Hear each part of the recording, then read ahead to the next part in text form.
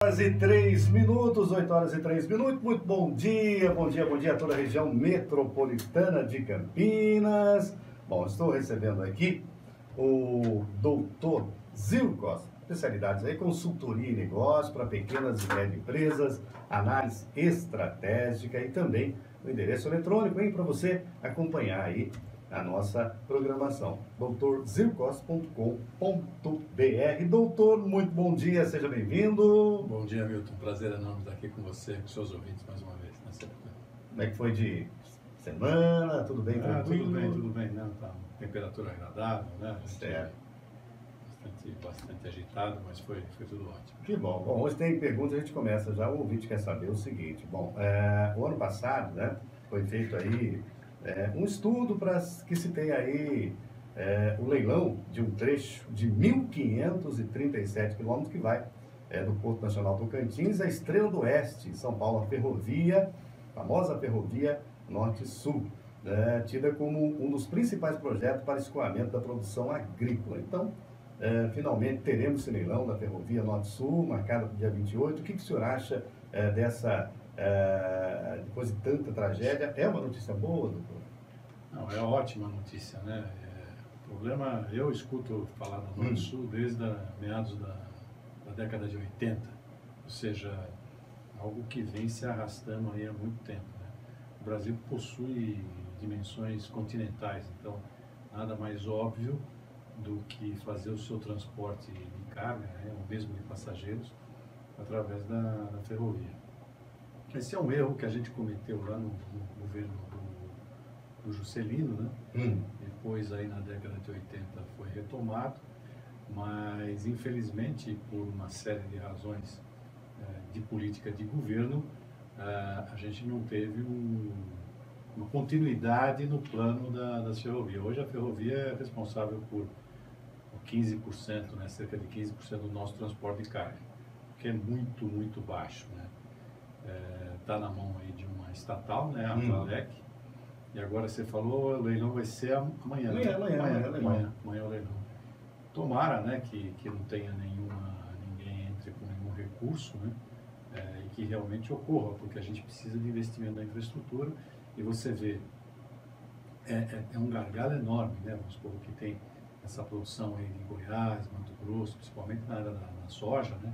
Tem que vir até aqui ao Porto de Santos por caminhões, e os caminhões não conseguem descarregar, não conseguem carregar o navio, e os navios ficam parados ali no porto. Quer dizer, é um custo de infraestrutura enorme, tá certo? É o famoso custo Brasil, né? E com essa ferrovia, se realmente conseguir colocar ela para funcionar, você consegue ligar até o Maranhão ali, né? E isso faz com que o escoamento saia pelo norte ali do país, o que seria ótimo, e a gente seria muito mais competitivo, né? Então, tomara que isso ocorra. O que eu acredito que exista aí, por exemplo, um ruído, uma impedância, é que quando o governo se sente pressionado, ele vai para o processo de privatização de uma maneira estrambelhada, né? Então, o que acontece? Muitas vezes as licenças ambientais não estão ok, as passagens, por exemplo, do trecho A para o trecho B, os direitos de passagem não estão equacionados, e aí as obras se arrastam, você tem aditivos, não consegue, né? Você vê, de 87 para cá, essa ferrovia já vão em mais de 30 anos, né? Quer dizer, já devia estar mais do que pronta, né? E a gente fica discutindo, né? Se privatiza, se não privatiza, né? E o país parado, sem emprego. Eu acho que é ótima notícia, esperamos que seja bem sucedida. Com certeza. E também o Vitor está dizendo o seguinte, vai criar bastante emprego, né? Porque a ferrovia não gera, né? Gera aí. Não, e o investimento, eu acho que a outorga é na faixa de 1,3, 1,4 bilhões, e o investimento na faixa de 2,8, quase 3 bilhões de reais. Quer dizer, automaticamente gera, mesmo que você tenha um vencedor lá de fora, que venha o presidente, né, 2, 3, que seja 10 pessoas em nível gerencial, né, mas aqueles milhares de postos que tem que ser preenchidos para de manutenção para tocar, são todos focados, né, e direcionados para brasileiros. Isso é uma boa notícia. Bom, então, todo mundo de olho hoje, 27 e 28, para ver o que vai acontecer. Vamos ver o que acontece amanhã. Tomara que não tenha nenhum processo contra. Tá certo. Bom, doutora, a semana passada a gente falou aqui sobre, havíamos conversado no último encontro, sobre atitudes que dependem da cultura de cada país. O senhor poderia dar aí algum exemplo sobre a cultura? Antes aqui, deixa eu ver, o ouvinte fala o seguinte, né? Ele conhece um pouquinho disso, de um exemplo disso que é chamado indústria cultural, um termo criado por um sociólogo do século XX, mas que se mantém aí atual. Essa é a indústria capaz de gerar aí, controlar padrões e comportamentos e costumes de pessoas, como roupas, padrões de etiqueta, comportamento, atividades de lazer. É por aí, doutor? Assim, sabe? Hoje, vamos dizer assim, com a globalização, a gente está tendo uma mescla muito maior de gente, de pessoas, de costumes, né? De comportamentos. Agora, você falou um exemplo, eu vou te dar um exemplo. Domingo de Carnaval teve um amigo em casa, cineasta, e ele estava contando uma história que eu acho que encaixa aqui na pergunta do seu ouvinte, que foi o seguinte: ele trabalhava numa agência e essa agência, o dono da agência recebeu um japonês lá e eu não sei, e ele tinha interesse em comprar uma cápsula. Eu não me lembro o que era essa cápsula. O japonês deu um cartão para ele, certo, e passou. Passou um tempo, um ano depois, um outro amigo dele falou: pô, estou indo para o Japão, passei aqui para tomar um café com você. Ele falou: poxa, eu preciso comprar uma cápsula no Japão e tal. Pô, vê se você encontra esse japonês aqui. Pegou o cartão que o japonês tinha dado, deu para esse amigo dele, e esse amigo foi no Japão. Chegou no Japão, o amigo falou: olha, eu sou amigo do fulano, não sei o que e tal, tá aqui o seu cartão. Aí o japonês falou: mas quem te deu esse cartão? Não, foi fulano. Não, mas eu não te dei esse cartão, né? Ou seja, o japonês ficou todo mordido, porque o fulano tinha repassado o cartão dele para o cara, né? E criou lá um ambiente, uma aresta, um ambiente ruim, entendeu? E aí ele falou: liga para o japonês aqui, ele não vai vender cápsula nenhuma, ele está muito bravo aí que o cartão não foi dado para mim, foi dado para você, e ele se estranhou comigo aqui. Então, existem esses costumes, né, esses comportamentos. Por exemplo, o chinês entregar o cartão com as duas mãos e você ler o cartão com bastante atenção, né? Pelo menos fingir que está lendo com bastante atenção. Existe uma série de comportamentos, existe uma base, vamos dizer assim, que não varia de cultura para cultura, mas existe uma série outros de comportamentos que, se você não for, vamos dizer assim, avisado, você comete gafes enormes. Por exemplo, um árabe, você cruzar as pernas em frente a um árabe e mostrar para ele a sola do sapato é uma atitude bastante grave, né? Porque a sola do sapato, segundo os árabes, é a parte mais suja do corpo humano, né? Então você já começa a conversa. Solou cartão vermelho.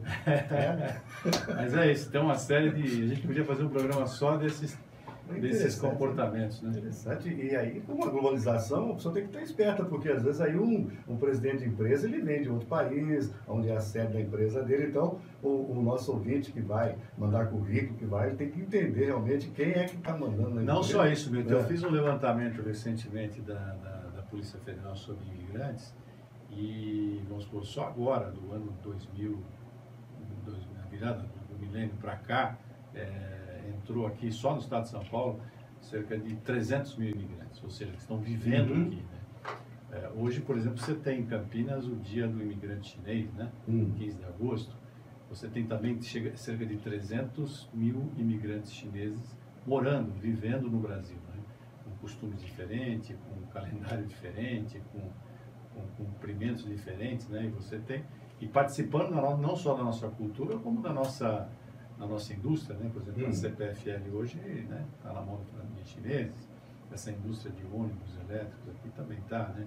Então você tem aí uma mescla e tal, e é bom saber estudar, porque senão você facilmente sai da frequência dessa pessoa, né? Um ato que você julga normal, essa pessoa não julga normal. Inclusive o tipo de palavra, por exemplo, eu me lembro na Escandinávia, por exemplo, você falava um palavrão, por exemplo. O palavrão aqui, vamos dizer, tem um outro peso lá, né? Às vezes muito menor do que o nosso, mas em compensação uma outra palavra, por exemplo, uma palavra, coisas vinculadas ao diabo, por exemplo, tem tem uma conotação enorme, muito pesada, né, na Escandinávia. Então isso varia de cultura para cultura, e é bom que o brasileiro esteja atento, porque estamos aí dentro de uma globalização. Tá certo. Bom, uma outra perguntinha aqui é sobre correria. Correria. Correria. Correria, a gente pesquisou lá antes, saber o que significa a palavra correria. Ela significa que esperteza, conseguir as coisas com manha, facilidade, influência de alguém para a obtenção de algo, né? E a pergunta é a seguinte: bom, o senhor falou no último encontro para não confundirmos a pessoa ocupada com a pessoa produtiva e a cultura do eu estou correto. O senhor sabe, o senhor encontra o fulano na rua, né? Pode ser um amigo. E aí, como é que você está? Ele responde assim, ó, estou na correria. Que é isso? Né? Existe aí uma, vamos dizer assim, uma confusão, né, entre a pessoa produtiva e a pessoa ocupada. Né? Então, o cara que está na correria, ele normalmente está ocupado. O Lá Ribeiro tinha uma frase que eu gostava muito, que ele falava assim: uma coisa é você viver de pensamentos, outra coisa é você viver pensando, né? De pensar. Né? Então, por exemplo, as pessoas vivem de pensamento. Ah, agora eu vou no mercado, do mercado vou na farmácia, da farmácia vou pegar a criança da escola, da criança da escola vou fazer a janta, da janta vou fazer isso, vou fazer aquilo. Quer dizer, aí você fala, bom, 2016, o que você fez de realmente de ponto de inflexão? O que você fez de produtivo? O que você criou, né? E normalmente você chega à conclusão que ela criou muito pouco ou quase nada. Então eu acho que esse é um problema contemporâneo aqui, da nossa época, que é, vamos supor, a confusão entre o cara que está produzindo realmente alguma coisa, né?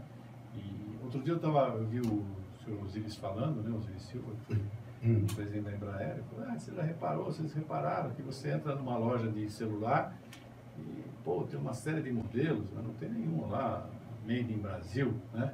Então, o que eles estão fazendo, né? Eles estão só mexendo no botãozinho, não estão produzindo nada, né? Então, isso é um problema sério, um problema que o Brasil vai ter que enfrentar. Tá certo, doutor. Pergunta bem parecida. A pessoa multitarefa, né?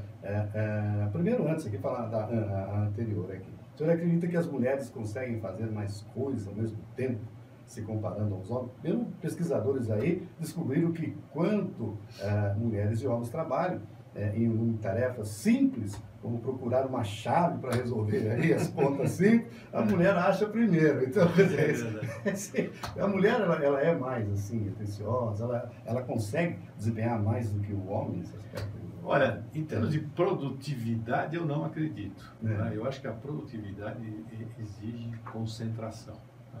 Agora, o que eu acho é que a mulher ela tem uma visão periférica, né, muito maior. Né? Então, por exemplo, desde a época das cavernas, quando o homem saía para conseguir uma caça, ela ficava ali, né, não sei se limpava a caverna, cuidava da criança, espantava um animal qualquer, passava uma aspiradora de pó lá, e tinha uma série de atividades. Então ela tem um pouco mais de versatilidade. O próprio cérebro dela é diferente do nosso, né? Vamos dizer, ela tem uma outra formação, né?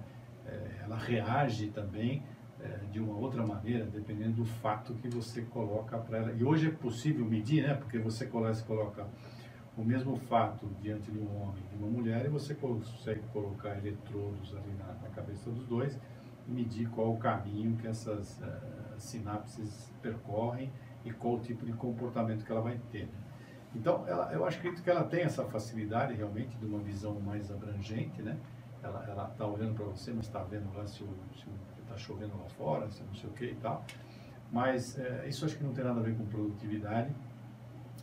Produtividade eu acho que é uma outra coisa que tem que, por exemplo, requer algo mais, um raciocínio mais elaborado. Tem alguma coisa a ver com multitarefa, doutor, isso? Essa coisa da multitarefa você me faz lembrar da minha avó, né, que ela falava assim, você não pode tomar, como é que era, manga com leite, né, que você morre. Sei lá, misturou tudo. Misturou tudo, diarreia, não sei o que e tal, né. Mas na verdade o que era? Você tinha lá o senhor do engenho lá, plantava a manga, tinha umas vacas, se o seu escravo tomasse leite e ainda comesse a manga, ele falava, pô, né, ou come a manga ou toma o leite, né? E para não tomar prejuízo, falou, se você fizer os dois, você vai morrer, né? E aquilo ficou na cultura. É um pouco da cultura da multitarefa. Isso é vou usar uma palavra forte aqui, mas é de uma estupidez enorme, né? Uma idiotice sem tamanho. Você consegue ver hoje, por exemplo, tem pesquisas, tem um site, vou dar uma dica aqui para os seus ouvintes, que é o site da NPR, N Nair, P de Paulo, R de Rua.org, né? Acho que está em inglês, mas você consegue por lá o traduzir e tal, você vai ver. Se você procurar uma pesquisa do David Sonbonmatsu, isso, David Sonbonmatsu, você vai ver que se você não tem uma concentração, quer dizer, a pessoa que normalmente, vamos dizer, é distraída, o que ela faz? Ela tenta fazer várias coisas ao mesmo tempo. Isso porque ela tem uma deficiência mental muito grande, ela não consegue se concentrar. Então, ela não, por exemplo, é difícil para ela aprender um novo idioma, mas ela está sempre correndo e tal, e achando que ela é ocupada, né? E é realmente ocupada, mas ela é multitarefa. Isso é uma grande estupidez.